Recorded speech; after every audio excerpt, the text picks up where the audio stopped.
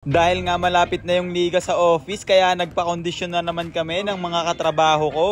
Hindi nga lang pala panalo ang inaasam namin ngayong season.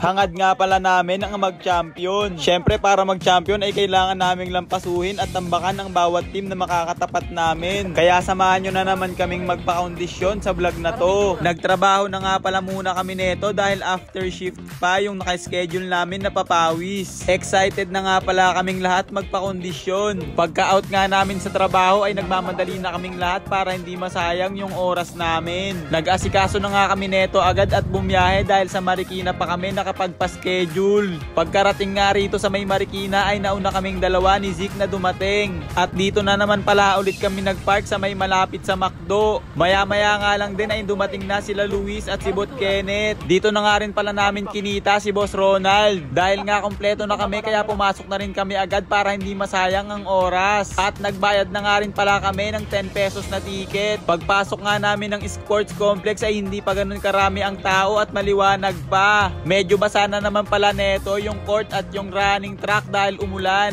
Pero okay lang yon dahil hindi yan makakapigil sa pagpapakondisyon namin. Kaya pagkarating namin ay nagbihis na rin agad kami. Bro. Grabe nga pala yung araw na to dahil kondisyon na kondisyon si Bot Luis. Napapa-flex.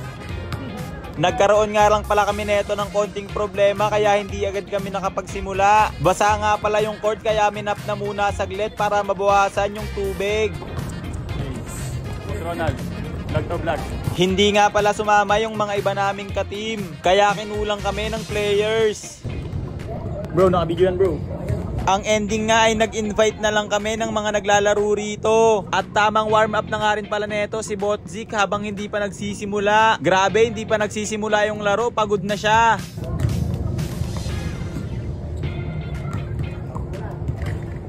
Nag-warm up at shooting na nga rin pala kami neto nung hindi pa kami kompleto. Grabe nga pala, sureball yung mga kasama ko neto dahil bawat tira nila pumapasok. Parang alam ko na kung ano yung mangyayari neto sa liga. Matatambakan panigurado yung mga makakalaban namin pag ganito yung performance namin. Dahil warm up pa lang ay umuulan na. Nakailang laro nga rin pala kami neto bago sumapit ang dilim. Ang masama pa nga ay umulan ulit kaya napahinto kami sa paglalaro. At dahil nga basa na naman yung court at pagod na kami kaya nagkayayaan na kaming umuwi. Solid nga pala yung naging pakondisyon namin na to kahit kulang kami. At bago nga kami maghiwa-hiwalay ay nagpaalam na kami sa isa't isa.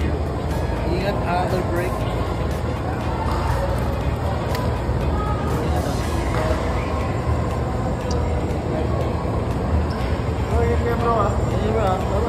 Kami nga pala ni Bot Zeke yung nagkasabay ulit na kumuha sa mga nakaparada naming motor. At nagkanya-kanyang uwi na nga rin pala kami neto. Yun lang guys, hanggang dito na lang yung vlog ko. Maraming salamat sa panonood. Peace out!